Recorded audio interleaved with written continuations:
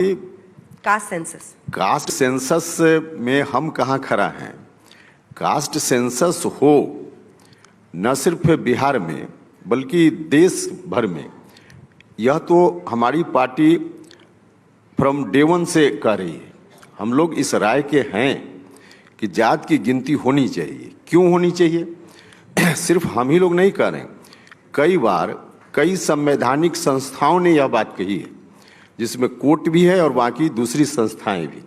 जब जब आवश्यकता पड़ी है, कई बार राज्यों की सरकार ने कुछ डिसीजन किए जो पुराना आंकड़ा है कास्ट का, उसके आधार पे, क्योंकि 1931 का अभी के पहले अगर देखा जाए तो अंतिम जात के आधार पे गिनती हुई थी 1931 में। उस वक्त का जो आंकड़ा है उसके आधार पे कई राज्यों की सरकारों ने डिसीजन लिया। कोर्ट में जब मामला गया तो कोर्ट ने कहा कि इस आंकड़ा को हम नहीं मानते हैं, आप इंपेरिकल डाटा लाइए, आप आज की क्या स्थिति है इसके बारे में बताइए। अब जब कोर्ट कह रहा है ऐसा, तो कोर्ट को इस बात का जवाब देने के लिए सरकारों के पास क्या दूसरा रास्ता है? जब तक इस बात की जानकारी नहीं होगी कि आज क्या आंकड़ा है, तो सरकार क्या जवाब देगी? और आंकड़ा आज का हो, इसके लिए तो कास्ट सेंसस के अलावा दूसरा कोई रास्ता नहीं है। कास्ट सेंसस तो बहुत ही आवश्यक है, इसलिए हमारी पार्टी इस मामला में बिल्कुल साफ साफ यह बात कहती रही है कि कास्ट सेंसस न सिर्फ राज्य में बल्कि देश के स्तर पे आवश्यक है, जरूरी है, होना चाहिए। क्या हम ऐसे राजनीति की कभी कल्पना कर सकते हैं जिसमें जाति मुख्य बिंदु ना रहे, जिसमें कैसे हम शिक्षा दें, अस्पताल दें, कैसे जो मूलभूत सुविधाएं इस देश में लोगों को नहीं मिल रही? देखिए, निश्चित रूप से वह दिन आएगा, लेकिन कब आएगा?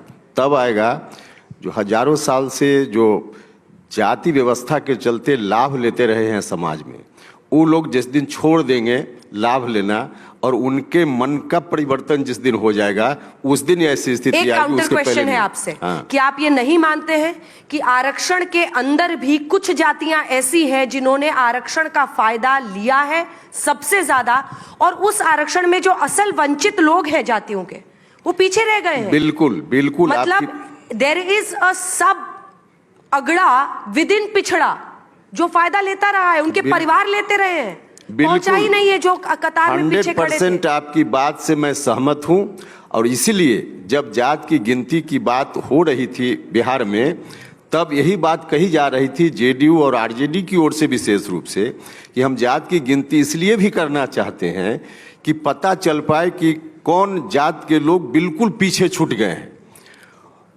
अब जब गिनती हो जाएगी, आंकड़े हमारे पास आ जाएंगे, तो उसके आधार पे सरकार योजना बनाएगी। लेकिन अब जात की गिनती हो गई, आंकड़ा भी आ गया, लेकिन बिहार की सरकार ने इस बात का ख्याल बिल्कुल नहीं किया, या जो कुछ भी बिहार सरकार ने किया है सिर्फ वोट लेना इनका मकसद है। लोग जो पीछे छूट गए हैं उनको आगे लाना, बराबरी के धरातल पर लाना इनका मकसद नहीं है।